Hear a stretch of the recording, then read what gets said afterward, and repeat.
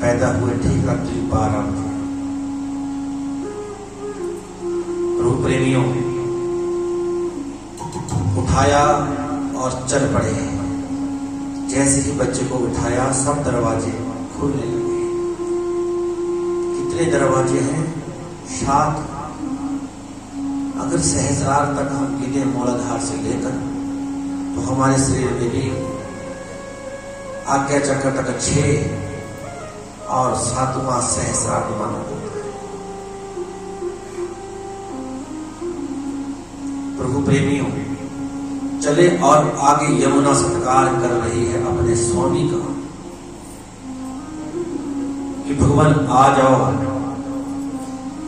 जीवन ये बीता जाए, मेरे श्याम तुम न आए। लेकिन आज श्याम आ गए और श्याम की महिमा गाती हुई आज इसने अपने,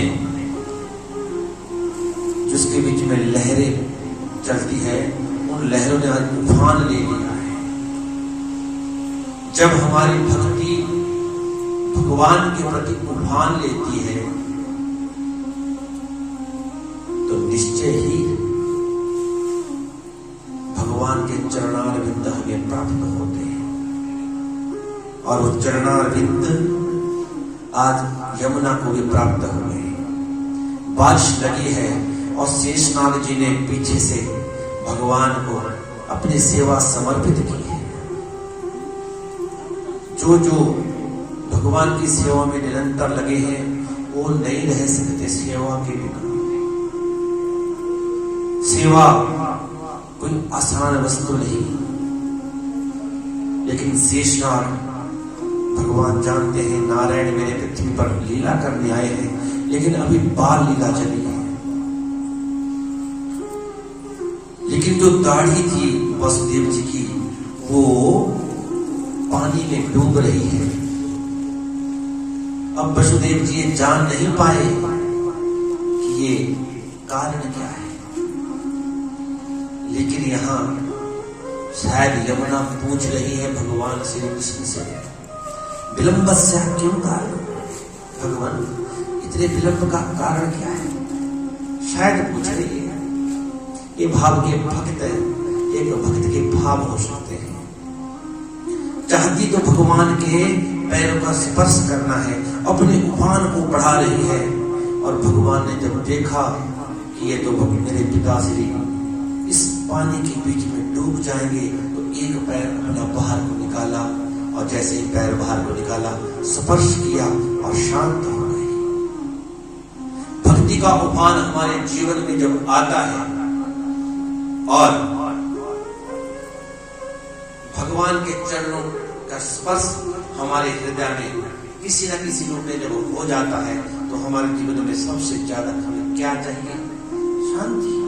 वही शांति तो चाहिए जिसके लिए हम दिन रात भाग रहे हैं। जप, तप, यज्ञ, नियम, पाठ, पूजा, सभी का एक ही फल होना चाहिए।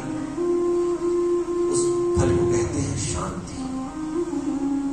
अगर शांति नहीं, तो इसका मतलब कहीं ना कहीं मुझ में कमी है।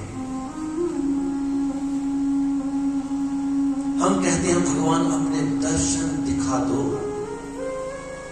एक 100 पावर का बल्लभ हमारे सामने जगा हो, उसे भी हम बड़ी मुश्किल से देख पाते हैं।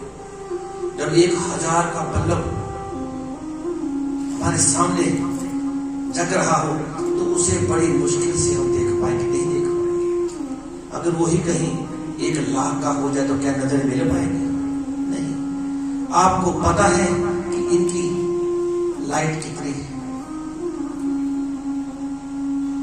और हनुमान चालीसा में तो लिखा भी है, आपन तेज संहारो आपे, तीनों लोग हाथ दिखाते। इशारा किया है सभी देवताओं को मान लेंगे ही बात। तो प्रभु प्रेमियों, अब ये यमुना से क्रॉस करके पार पहुंचे, और जैसे ही इन्होंने यमुना को पार किया, अब दिव्य गोकुल नगरी आ गई। जब तक यशोदा रानी के घर तक पहुंचते हैं, हम भगवान की दिव्य वंदना करेंगे, क्योंकि वंदना बहुत जरूरी है। हमारे बीच में गुरु स्वरूप परम संत स्वामी जी बैठे हैं, इनको भी हमारा बार बार वंदन है। हमारे मुख्य यजमान वेद प्रकाश कोतवाल जी, जिनके माध्यम से इस दरबार में हम आप सभी को मिलने का मौका मिला है, तो हमें अपने यजमान बंधु का भी धन्यवाद करना चाहिए, क्योंकि हमें गुरु का आदेश है कि यजमान को, अपने यजमान को भगवान का रूप मानना है। इसलिए हम यजमान को उस दृष्टि से नहीं देखते। हम अपने गुरु के वचनों के अनुसार चल के अपने यजमान को ही भगवान का रूप मानते हैं। यजमान की अपनी श्रद्धा है, हमारी अपनी श्रद्धा है, दोनों के बीच में मर्यादा है, उसका दोनों को पालन करना है। उस पालन को करते हुए हम वंदना में प्रवेश करें।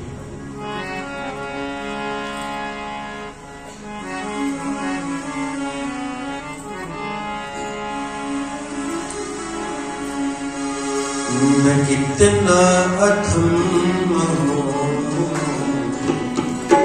ये तुम ही जानो,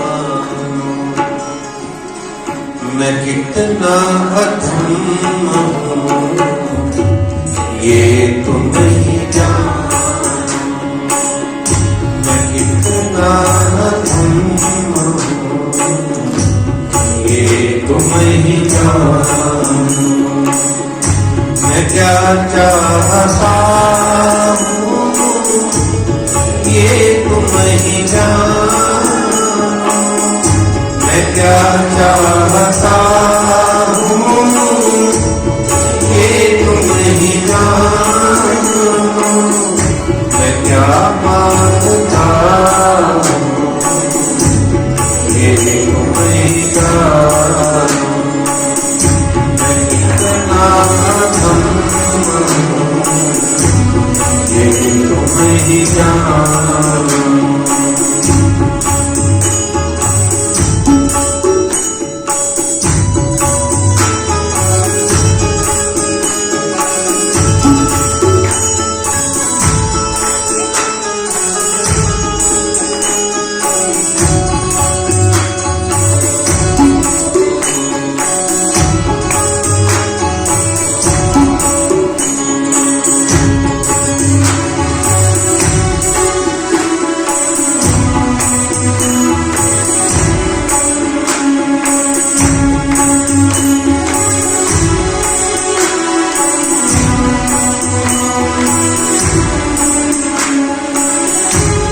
ना दीनता है ना भाव भक्ति, ना कुछ भजन है ना आत्मशक्ति, ना दीनता है ना भाव भक्ति, ना कुछ भजन है ना आत्मशक्ति।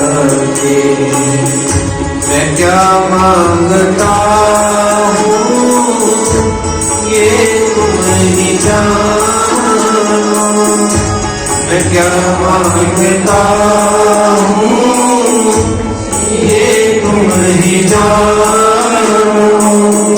मैं कितना अधम हूँ ये तुम ही जानो, मैं कितना अधम हूँ ये तुम ही जानो।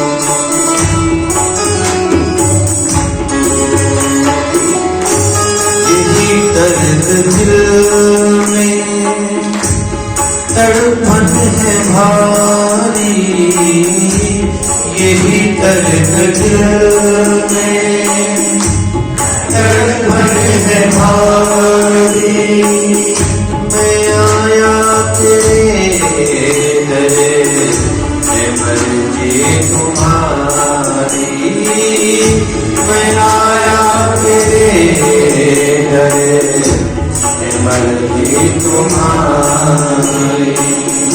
मैं क्या चाहता हूँ ये तुम ही जानो। मैं क्या चाहता हूँ ये तुम ही जानो। मैं कितना धन्य हूँ ये तुम ही जानो। मैं कितना धन्य हूँ ये तुम ही जानो।